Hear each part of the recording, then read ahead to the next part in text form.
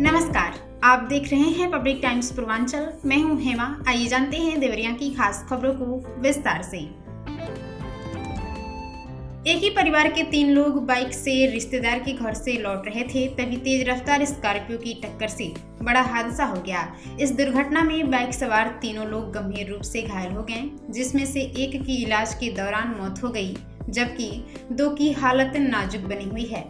मृतक की पहचान 35 वर्षीय अनिल के रूप में हुई है। घायलों में 15 वर्षीय मुस्कान और 16 वर्षीय विशाल शामिल हैं। सभी को इलाज के लिए महर्षि देवराह बाबा मेडिकल कॉलेज भेजा गया है। हादसे की सूचना पर पहुंची पुलिस ने स्कॉर्पियो वाहन को कब्जे में लेकर मामले की जांच शुरू कर दी है।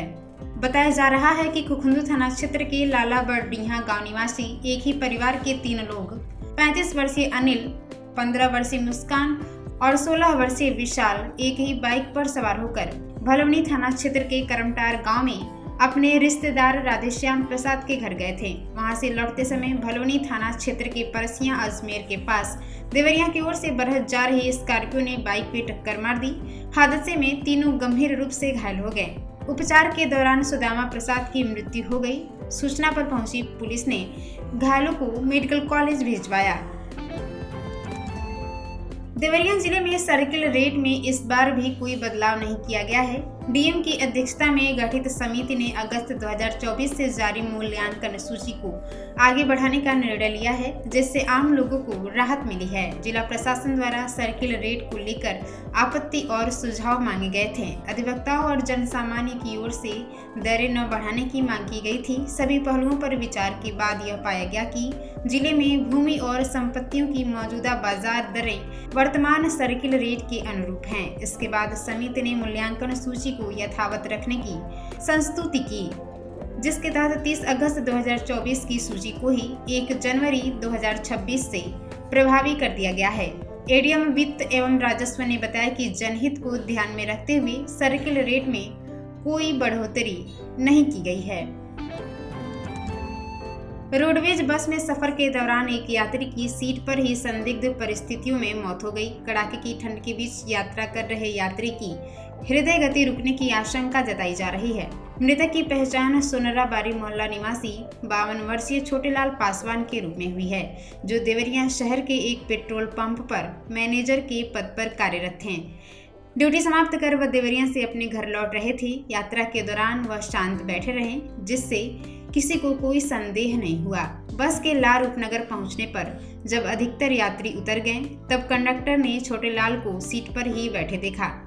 आवाज देने पर कोई प्रतिक्रिया नहीं मिली। जांच करने पर शरीर में कोई हलचल न मिलने पर उन्हें तत्काल सीएचसी लार ले जाया गया, जहां चिकित्सकों ने मृत घोषित कर दिया। पुलिस ने आवश्यक कार्रवाई के बाद शव को परिजनों को सुपुर्द कर दिया। अचानक हुई इस घटना से इलाके में शोक का माहौल है। मेडिकल कॉलेज में सुरक्षा व्यवस्था की लापरवाही एक बार फिर सामने आई है। इलाज के लिए आए एक 4 वर्षीय बच्चे के गुम हो जाने से अस्पताल परिसर में आफरा ताफरी मच गई। बच्चा सीढ़ियों के रास्ते भटकते हुए सीधे 5वीं मंजिल की छत तक पहुंच गया, जहां करीब 2 घंटे बाद वह रोते हुए मिला। बताया जा रहा है कि कुखुंदू थाना क्षेत्र के परसिया मिश्र गांव की एक महिला टूटे हाथ के इलाज के लिए मेडिकल कॉलेज आई थी। डॉक्टर को दिखाने के दौरान महिला की आंख लग गई। इसी बीच बच्चा अपनी मां को खोजते हुए ओपीडी की सीढ़ियों से ऊपर चढ़ता चला गया।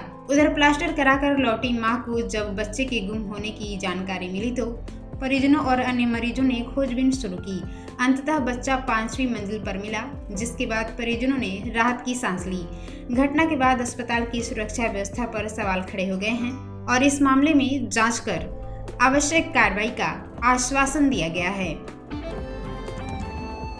मौसम ने एक बार फिर अचानक यू टर्न ले लिया है। एक दिन पहले जहां लोगों ने धूप का आनंद उठाया, वहीं फिर से आसमान में घने बादल छाए हैं और पूरे दिन सूर्य के दर्शन नहीं हुए। कोहरे की जगह हल्के फुहारों और सर्द हवाओं ने गलन और बढ़ा दिया है। सुबह से शाम तक आसमान में बादल छाए रह रहे हैं और दोपहर बाद ही अंधेरा सा माहौल बन जा रहा है। ठंडी हवाओं के चलते लोग घरों में दुबकने को मजबूर हैं। लोग आवश्यक काम से ही बाहर निकलते हैं। शहर के कई इलाकों में लोग अलाव जलाकर ठंड से बचाव करते दिख रहे हैं। सबसे अधिक परेशानी गरीबों, पशुओं और पशुओं और पक्षियों को झेलनी पड़ रही है। मौसम विभाग के अनुसार अधिकतम तापमान 17 और न्यूनतम 11 डिग्री सेल्सियस दर्ज किया गया है। शाम होते ही सड़कों पर सन्नाटा पसर जा रहा है। हालांकि रामलीला मैदान स्थित ऊनी बाजार में ठंड के चलते खरीदारों की भीड़ देखी जा रही है, जहां कंबल, जैकेट और ऊनी कपड़ों की खूब बिक्री हो रही है।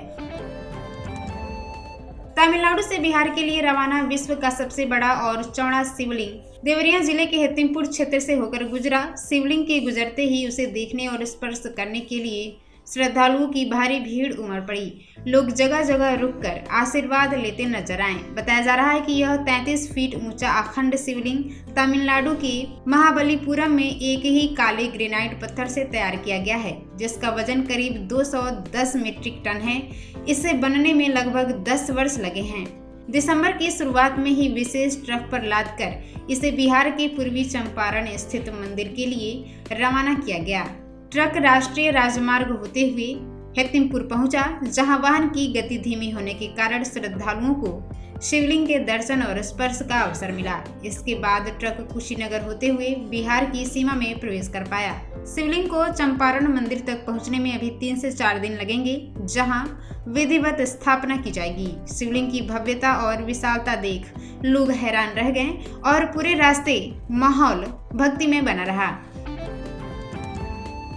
देवरिया जिले के 3 प्रमुख रेलवे स्टेशनों पर यात्रियों को अत्याधुनिक सुविधाओं के लिए अभी कुछ और इंतजार करना होगा।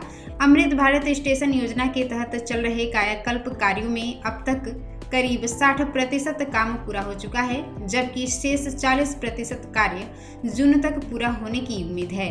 जिला मुख्यालय स्थित देवरिया सदर रेलवे स्टेशन का 64 करोड़ रुपए की लागत से पुनर्विकास किया जा रहा है। योजना के तहत स्टेशन भवन का ढांचा तैयार हो चुका है और रंगाई पुताई का कार्य जारी है। आगे paid waiting area, AC lounge और यात्रियों के लिए लाइब्रेरी की सुविधा विकसित की जाएगी।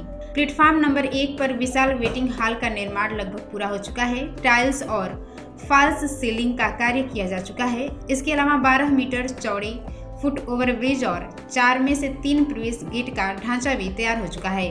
कायाकल्प पूरा होने के बाद स्टेशन का स्वरूप पूरी तरह बदल जाएगा। यात्री लंबे समय से नए और आधुनिक स्टेशन की शुरुआत का इंतजार कर रहे हैं। मईल थाना क्षेत्र के बगही गांव निवासी एक युवक की सऊदी अरब में धारदार हथियार से हत्या किए जाने का मामला सामने आया है। इस घटना से परिजनों में कोहराम मचा हुआ है। मृतक की पत्नी ने सलेमपुर के सांसद रमाशंकर राजभर से मिलकर पति का शव गांव मंगाने और आर्थिक सहायता दिलाने की मांग की है। मृतक की पत्नी फातिमा खातून ने बताया कि उनके पति एजाज अहमद करीब 18 महीने पहले परिवार की आजीविका के लिए सऊदी अरब गए थे। 29 दिसंबर को उन्होंने फोन कर रुपए भेजने की जानकारी दी थी। अगले दिन पैसे से जुड़ी जानकारी लेने के दौरान उनका मोबाइल बंद हो गया। बाद में रिश्तेदारों के माध्यम से सूचना मिली कि किसी अज्ञात व्यक्ति ने धारदार हथियार से हमला कर उनकी हत्या कर दी है। एजाज अहमद परिवार के एकमात्र कमाऊ सदस्य थे। उनकी मौत के बाद पत्नी, मां और 3 बच्चों के सामने भरण पोषण का गंभीर संकट खड़ा हो गया है। परिवार ने सरकार और जनप्रतिनिधियों से मदद की गुहार लगाई है। बरहजनगर के एसके इंटर कॉलेज खेल मैदान में आयोजित इंडियन डाइवर्सिटी अंतर्राज्यीय फुटबॉल टूर्नामेंट के दूसरे मुकाबले में वाराणसी की टीम ने सीवान को 1-0 से पराजित कर अगले चक्र में प्रवेश किया।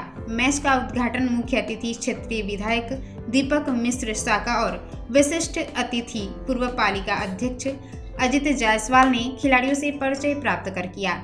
खेल के पहले हाफ में वाराणसी की ओर से जर्सी नंबर 6 के खिलाड़ी ने अंतिम 10 मिनट में शानदार मैदानी गोल कर टीम को बढ़त दिलाई। दूसरे हाफ में दोनों टीमों ने बराबरी के लिए जोर लगाया, लेकिन सीवान की टीम गोल करने में सफल नहीं हो सकी। निर्धारित समय तक वाराणसी ने 1-0 की बढ़त बनाए रखी और मुकाबला अपने नाम किया। भटनी नगर में राष्ट्रीय समानता दल और राष्ट्रीय महाबहुजन संगठन की ओर से सावित्रीबाई फुले की जयंती श्रद्धा और उत्साह के साथ मनाई गई। कार्यक्रम में बड़ी संख्या में ग्रामीण महिलाएं और स्थानीय लोग शामिल हुए। इस अवसर पर प्रदेश अध्यक्ष संजय दीप कुशवाहा ने सावित्रीबाई फुले को शिक्षा क्रांति की प्रेरक बताते हुए ग्रामीण क्षेत्रों में शिक्षा और स्वास्थ्य सुविधाओं को मजबूत करने की जरूरत पर जोर दिया। राष्ट्रीय महासचिव अगम स्वरूप कुशवाहा ने सामाजिक न्याय, आरक्षण और रोजगार को लेकर संगठन की प्रतिबद्धता दोहराई। राष्ट्रीय महिला बहुजन संगठन के संस्थापक सुरेंद्र बौद्ध ने महिलाओं के सशक्तिकरण को समाज की प्रगति का आधार बताया। कार्यक्रम के दौरान स्थानीय महिलाओं ने शिक्षा और स्वास्थ्य सुविधाओं की कमी से जुड़ी समस्याएं भी सामने रखीं। कार्यक्रम का समापन राष्ट्रगान के साथ संपन्न हुआ।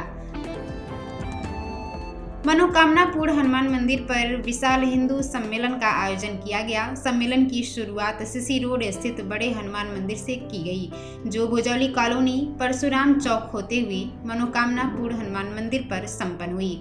इस अवसर पर साधु संतों के साथ बड़ी संख्या में नारी शक्ति ने बढ़ चढ़कर हिस्सा लिया।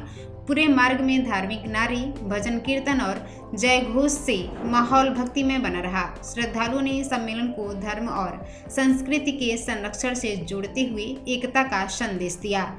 सम्मेलन के समापन पर वक्ताओं ने सनातन संस्कृति की रक्षा, सामाजिक समरसता और युवाओं को संस्कारों से जोड़ने पर जोर दिया। आयोजन को शांतिपूर्ण और अनुशासित ढंग से संपन्न कराया गया।